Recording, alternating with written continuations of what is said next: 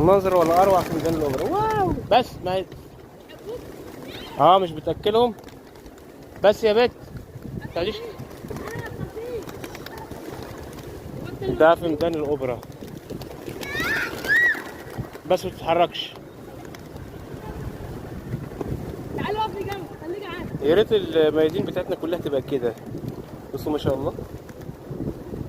بس المشكله بقى في المرور، عايزين ننقلهم للميدان عند الحصان هنا، نحط لهم صينيه كده لوحدهم، يبقوا في الميدان لوحدهم. فكروا معانا بقى ازاي ننقلهم كده. بس يا بنتي ده انت مقرفه. وطبعا شايفين الاطفال عندنا يعني حتى مش بيتعلموا حب الحاجات اللي زي دي، الطيور اللي زي دي بتغيظهم وبتضايقهم. اتمنى ان نروح ننقلهم هنا، لو حد عنده فكره نوديهم عند الحصان كده، امن من الطريق واحسن من الطريق.